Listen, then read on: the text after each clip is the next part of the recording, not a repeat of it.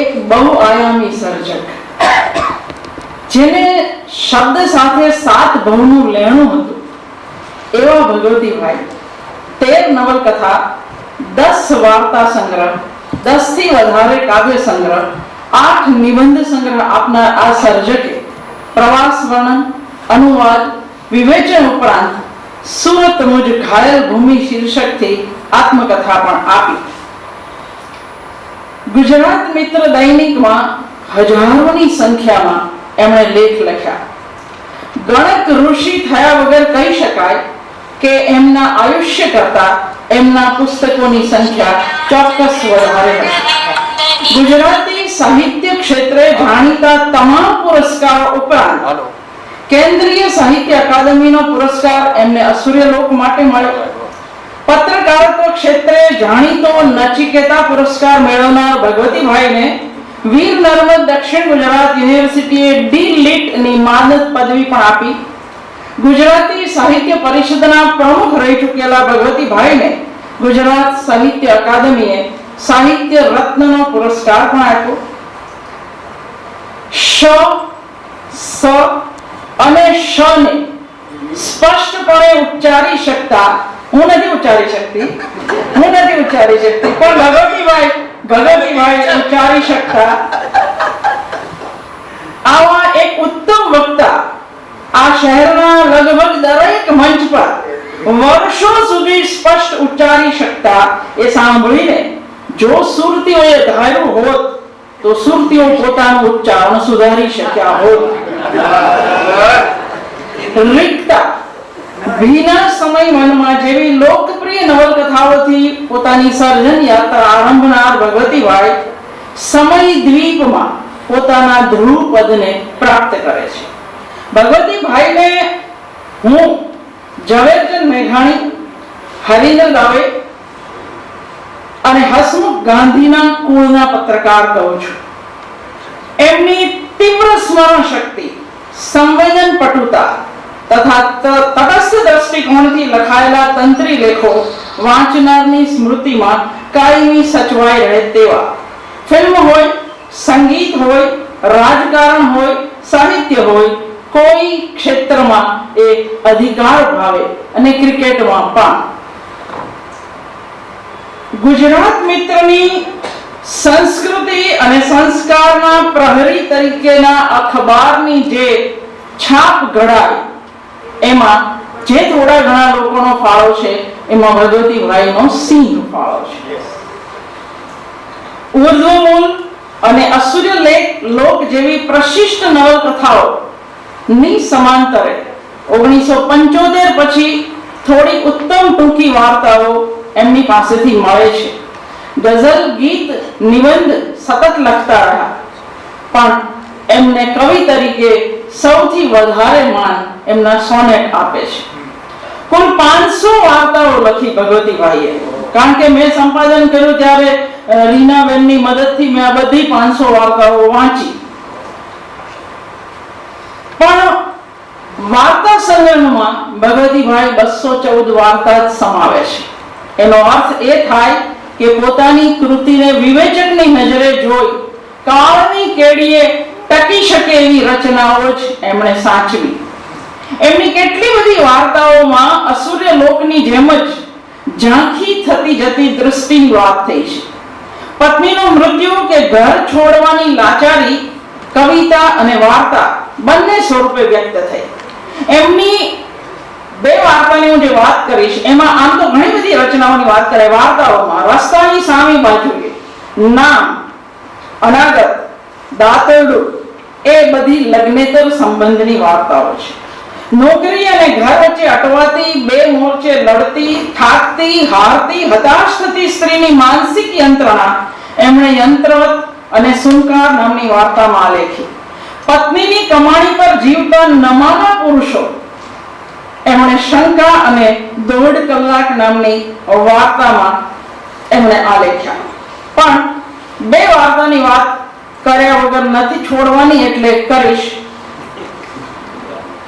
રસ્તાની સામી બાજુએ એક એવો પુરુષ જેના સંતાનો હવે યુવાન થઈ ચૂક્યા છે, પણ છેલ્લા 35 વર્ષથી શહેરમાં તોફાનો હોય, પૂર આવ્યું હોય, તો પણ એ રસ્તાની સામી બાજુએ રહેતા માલિનીબેનના ઘરે 1 કલાક ગયા વગર ક્યારેય રહ્યા નથી. પણ એ પ્રતાપરાયની આંખે હવે ઝાંખપ આવી છે. મોતિયાથી વળી પાછા પક્ષઘાતમાંથી હમણાં જ ઊભા થયા છે. પણ 35 વર્ષથી રોજ સાંજે જે ચહેરો જોયા વગર નહોતું ચાલતું, ત્યાં લાકડીના ટેકે જવા એ નીકળે ત્યારે પત્ની આશાબેન જરાક ટોકે, આજે ન જાવ તો? ગંભીર બીમારી, બહારગામ જવું, તોફાનો, નદીના પૂર જેવી સમસ્યામાં પણ જે ઘરે ગયેલા, બે ઘર વચ્ચેની ભૂગોળ મનમાં ગોખાયેલી હતી. મોટા થતા સંતાનોની સામે થોડોક શોક પણ અનુભવતા, પણ જવાનું કદી નહોતું ટાળ્યું. સામેવાળી સ્ત્રી માલિની પણ એમને ટોકતી, હું અને તમે હવે પ્રૌઢ થયા, કાલે વૃદ્ધ થઈશું. મારે તો ઉલાળ કે ધરાળ કશું નથી, પણ તમારા બાળકો હવે મોટા થઈ રહ્યા છે. હવે આપણે સમજદારીથી વર્તવું જોઈએ. પણ મનના મેળ સાચા પ્રેમને આની સમજદારી સાથે બહુ જાજો નાતો હોતો નથી. માલિનીના ઘરે જતી વખતે જ પક્ષઘાતનો હુમલો થયો. એ પછી 3 મહિને આજે પહેલી વાર એ ડગ માંડી રહ્યા છે. ઝાંખી થતી જતી નજર, ખોળંગાતી ગતિ અને અંધાધૂંધ દોડતા વાહનોને કારણે લાખ મથામણે પણ પ્રતાપરાય રસ્તો ક્રોસ કરી શકતા નથી. ત્યારે જ બરાબર એક અવાજ આવે છે, ચાલો હું તમને રસ્તો ક્રોસ કરાવી આપું, આમને આમ તો તમે ક્યાંક અથડાઈ જશો. આ વર્ષોનો પરિચિત મીઠો સ્વર એમની પત્ની આશાબેનનો હતો. બેઉ સ્ત્રીઓની ગરવાઈ અહીં ગમી જાય એવી છે. ન તો આછેકલાય છે, ન ઉભરાઈ જતો પ્રેમ, કે ન પરસ્પર પ્રત્યેની નફરત. બેઉ પક્ષે સમજભર્યો સ્વીકાર છે. પતિની અનિવાર્યતાને સમજી સ્વીકારી લેતી પત્ની આ વાર્તાને એક વિશેષ પરિમાણ આપે છે. ભગવતીભાઈ મોટે ભાગે નાગરી વાર્તાઓમાં વધારે સફળ થયા છે, પણ થોડીક વાર્તાઓ એમણે ગ્રામ પરિવેશની પણ લખી છે. વાંચે છે.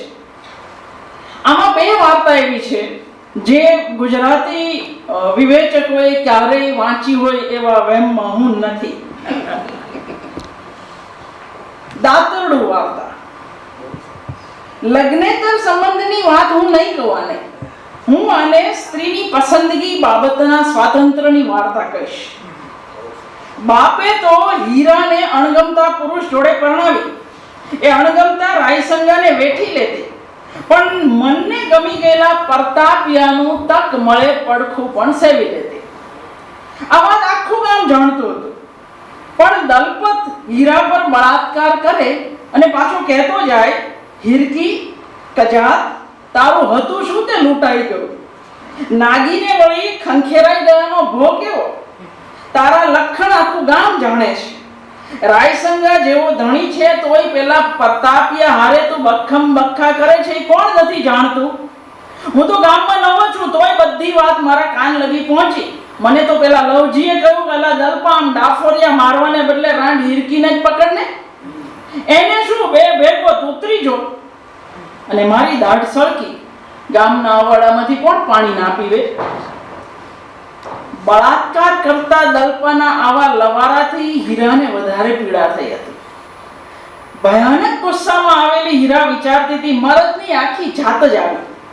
આટલી નાગડદાઈ. ભગવાને આવું બળિયાપણું ખાલી ભાઈડાઓને જ કેમ આપ્યું? અસ્ત્રી જાતને નરું વેઠવાનું જ. હીરા પોતાની જાત સાથે એકદમ સ્પષ્ટ છે. બે છે તો છે, તેથી શું થયું? આયખાની કાંકરીએ કાંકરી જાણે છે, પંડથી એક અક્ષર પણ નથી હંતાડ્યો, કોઈ જાણે એની ચિંતા નથી કરી, છાન કપતિયા નથી કર્યા. હીરકીનો મુદ્દો ખાલી આટલો જ છે, બે હોય એટલે ત્રણ હોય જ, એવું કયા કાળ જીવા શાસ્ત્રમાં લખ્યું છે.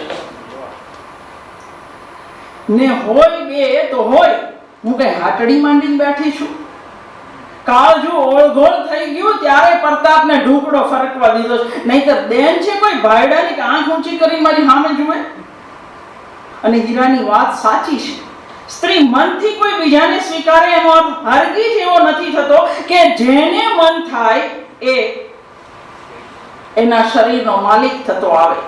મરજી ન હોય તો વેશ્યા પણ ગ્રાહકને પાછો મોકલી શકે છે. તો આ તો બાપે પરાણે પરણાવેલા પુરુષ જોડે રહેતી સ્ત્રી છે. ધારો કે એના મનને કોઈ બીજો ગમ્યો, એની સાથે નાતો બંધાયો, એટલે શું એ એવી સ્ત્રી થઈ ગઈ જેની સાથે સુવાની બધા વાત કરી શકે? ગુસ્સે થયેલી હીરાને જંપ નથી. કોઈ રાક્ષસ જુલમ કરી જાય એટલે કઈ અભડાઈ જવાય? જે કોઈ મરદનો થતો આવે, આજે ભગવતીભાઈ આવી ભાષા માટે જાણીતા નથી. જે કોઈ મરદનો થતો આવે એને કાંચળીની કસ છોડીને વધાવી લેવાનો, એવું કયા દેવ દેવલા કહેતા ગયા છે. દાંતેડું જો કને હોત ને તો દલપતિયાને મૂળાની જેમ લલધારી નાખ્યો હોત. હીરા કળામણ ઠાલવી રહી છે, છોકરા પર અખાઈ રહી છે, બળતરા ક્ષમતી નથી. મૂળ વાંક બાપનો અને ધણી રાયસંગાનો. બધા પર કાળ ઝાળ છે આ સ્ત્રી. હાથ ચડે એટલા ભાઈડાઓને વાઢી નાખો, પૃથ્વી પરથી મરદ જાતનું જડમૂળ જ કાઢી નાખો. પણ એની લાચારી એને હૈયા ફાટ રુદન તરફ લઈ જાય છે. એને પોતે સાવ એકલી હોય એવું લાગતું હતું. રાયસંગ, પ્રતાપ, દલપત, લવજી બધાની એક જ જાત, બધા શરીરના સુબા થઈને જ આવતા હતા. મન કમન વેળા કવેળા જાણ્યા વિના બધા ધણીપણું જ કરતા હતા. શરીર સૂંઘવાનું તો પ્રતાપીઓ ક્યાં ચૂક્યો હતો. એ ગમતો હતો પણ છેવટે ઈ તે ચામડાનો ચૂથનારો જ ને. પણ દલપતિઓ તો નરો રાક્ષસ. મરું કે મારું થઈ રહેલી હીરાને પ્રતાપ કાંકરી મારીને પોતાના આવ્યાની જાણ કરે છે. જવાબમાં બે પુરુષ ન ઉપાડી શકે એવું ઘંટીનું ભારે સલપડ ઉતારીને આ બાઈ ઘા કરે છે. લાચારીની મારી આ સ્ત્રી બીજું તો શું કરી શકે? ભૂખ્યા પેટે રોતી રોતી સૂઈ ગયેલી હીરાને સપનામાં રાતાચોળ ગાજરની વાડી દેખાય છે. દાંતડે એ સટાસટ ગાજર વાઢવા લાગી, પણ ગાજર તો ખૂટતા જ નથી. સપનું પણ પ્રતિકાત્મક ઢબે સ્ત્રીની લાચારીને જ વ્યંજિત કરે છે. એકાદને વાઢી નાખવાથી ગુસ્સા ઓછો થાય, પણ પુરુષની મૂળભૂત આક્રમક વૃત્તિનું શું કરવું? આવી ભયાનક હતાશાની ગર્તામાં ડૂબેલી હીરા સાથે અડધી રાતે આવેલો રાયસંગ પરાણે શરીર સંબંધ બાંધવા મથે છે. હીરા એને વારે છે. રડતા સાદે એને કહે છે કે રાયસંગ નખો દિયા તારા પાપે તો આજે હું. પણ રાયસંગ સુધ બુધ ગુમાવીને બળજબરી કરવા મથ્યો અને હીરાએ ભીંત પર લટકતું દાંતડું એના પેટમાં ભોંકી દીધું. લેખક તરફથી એક વિધાન આવે છે. બેકાર રાતને ભેદતી રાયસંગાની ચીસમાં દલપત અને પ્રતાપનો સાદ પણ ભળી ગયો હતો. બપોરે દાંતડું જો હાથ વગું હોત તો દલપત જાત, પણ રાતે જે ગયો એ હીરાની અવદશાની મૂળમાં હતો. હકીકતે હીરાનો ગુસ્સો, લાચારી, અપમાન આ બધામાંથી જન્મેલી ભાવસબળ અવસ્થામાં ઉંચકાયેલો આ હાથ હતો. સામે જે કોઈ પુરુષ હોત એ વડાયો જ હોત.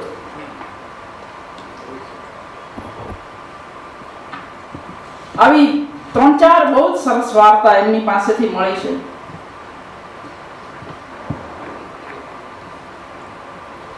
પિતા સામવેદના પંડિત, પડોશમાં જયદેવ શુક્લ અને કપિલદેવ શુક્લના પિતા યજુર્વેદના પંડિત.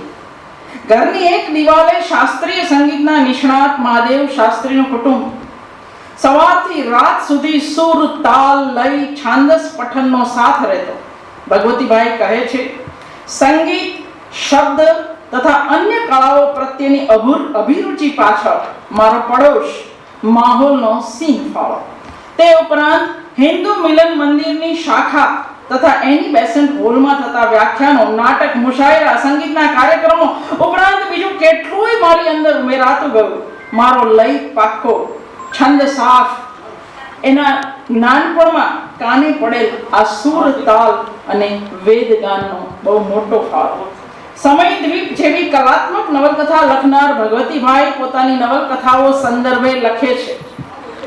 નવલકથાની વાત પર જતા પહેલા ખાલી એક આ બધાને યાદ હશે, જે લોકો ભગવતીભાઈના તંત્રી લેખ રોજ વાંચતા, એમને મને કાયમ નવાઈ લાગે કે વૈજયંતી માલા જેને બહુ સુંદર જોયો આમ્રપાલીની વૈજયંતી માલા, એ જ્યારે ગરડી વૈજયંતી માલાને જોઈને જે એમને આઘાત લાગ્યો એમને તંત્રી લેખ લખેલો. એટલે સૌંદર્ય ઉંમર સાથે કેવું ઢળે ને કેવું વિરૂપ થઈ જાય એવો એક તંત્રી લેખ એમણે લખેલો.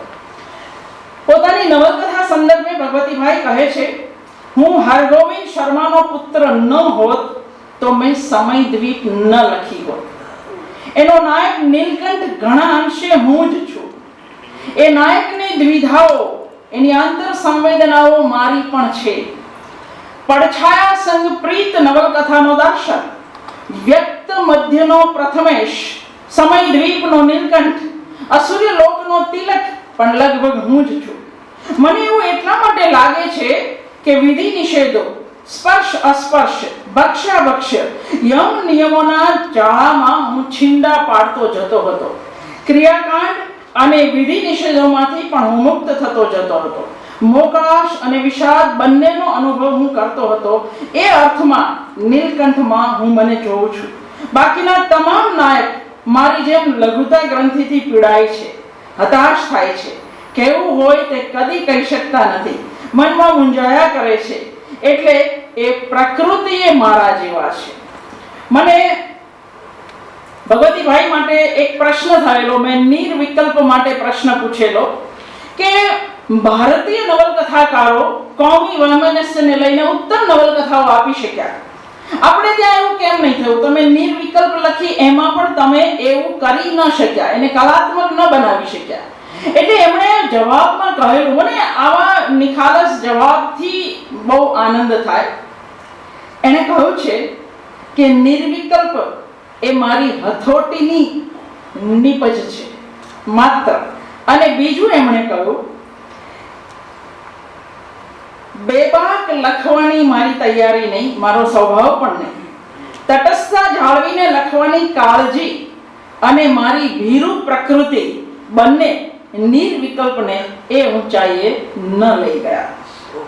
પોતાની વાર્તા નવલકથા વિશે ભગવતીભાઈ નમ્રતાપૂર્વક કહે છે, હું સતત છેકબૂસ કરનારો, મથામણ કરનારો માણસ છું. જાતે જ ઘડાયેલો માણસ છું. મારા સર્જન વિશે હું કોઈ ભ્રમમાં નથી. મારી મર્યાદાઓને ઓળખીને હું એમાંથી પણ ઘણું શીખ્યો છું. હું રાતોરાત સિદ્ધહસ્ત લેખક નથી થયો. મારી ભીના સમયવન નવલકથાને આજે હું કેન્સલ કરું. આરતી અને અંગારામાં કૃતજ્ઞતા પ્રવેશી છે. ઉર્ધ્વ મૂળમાં ઘણું બધું હું એડિટ કરી શક્યો હોત. નિર્વિકલ્પ મારી હથોટીની નિપજ માત્ર છે. એટલે હું મારી મર્યાદાઓ પ્રત્યે સભાન છું. કોઈ સર્જક આવું કબૂલે અને જાહેર ઇન્ટરવ્યુ માટે કબૂલે ત્યારે આપણું માથું આપોઆપ નમી જાય.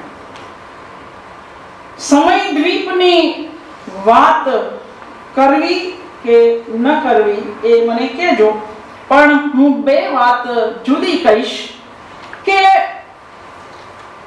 જે ભૈરવપ્પાને આપણે જ્ઞાનપીઠ સુધીના મોટા સર્જક માનીએ, એમની ગોધુલી અને ભગવતીભાઈની સમયદ્વીપ, એને બાજુમાં રહીને કોઈ વિદ્યાર્થી જો તપાસે તો બેવની અંદર સંક્રાંતિ કાળ પર ઉભેલા સંતાનોની પીડા એ તમે ત્યાં જોઈ શકો.